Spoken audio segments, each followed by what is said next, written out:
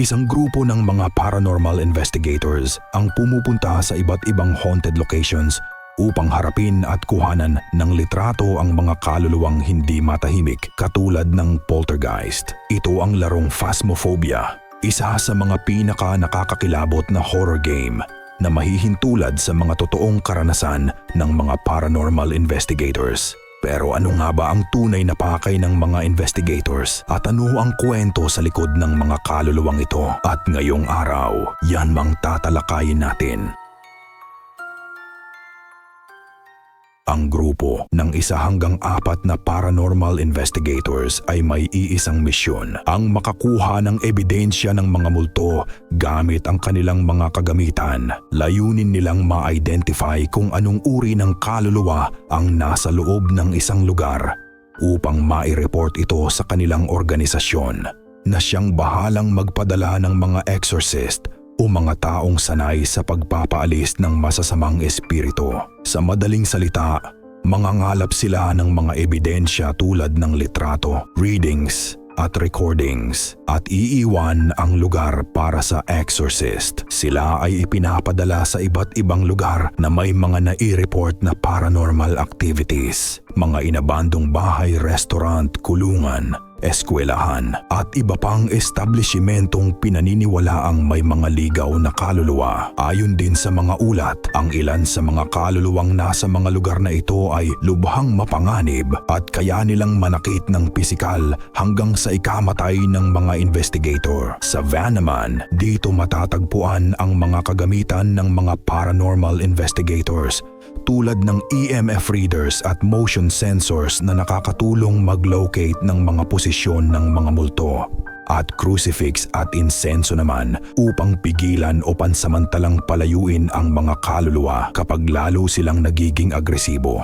Narito ang ilan sa mga multo na maaaring ma-encounter sa laro at ang backstory ng mga ito. Unang-una, ang Moroi. Ang Moroi ay isang uri ng multo na hindi lang basta nananakot, kundi unti-unti niya ding pinapahina ang mga investigator.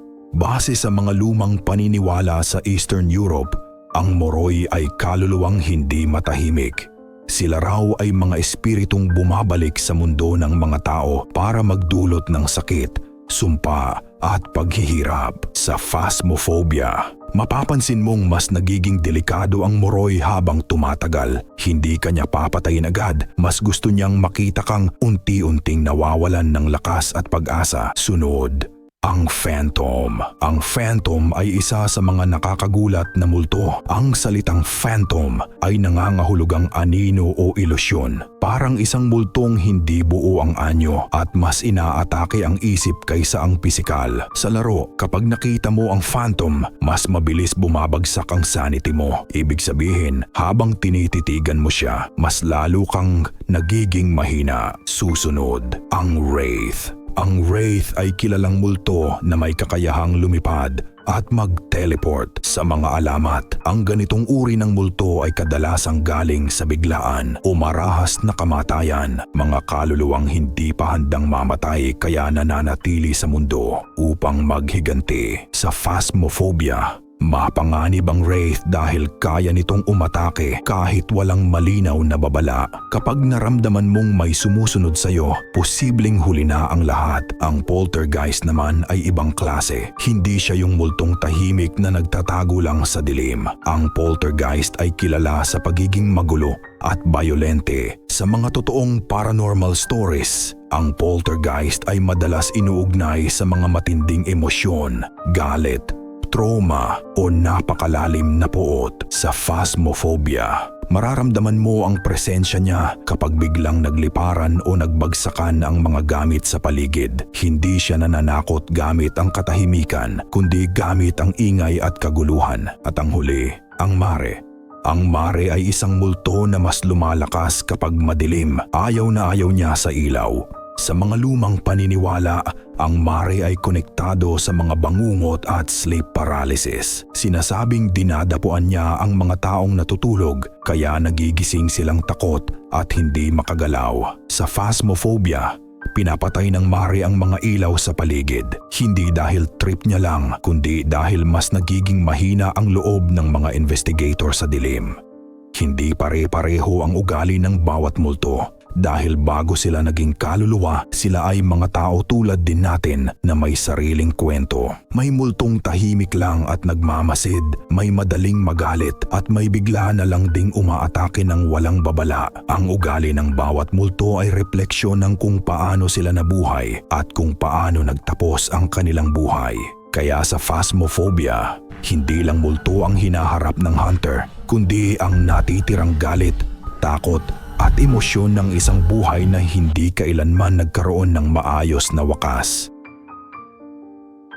So, bakit nga ba ginagawa ito ng mga ghost hunter o mga paranormal investigator? Ang ganitong uri ng trabaho ay hindi para sa lahat. Ito ay para sa mga taong gustong patunayan sa mundo natin na ang mga ganitong karanasan ay totoo at hindi lang basta gawa-gawa o katang-isip. Layunin nilang maghanap ng ebidensya at unawain ang gustong ipahiwatig ng mga kaluluwang kanilang nai-encounter.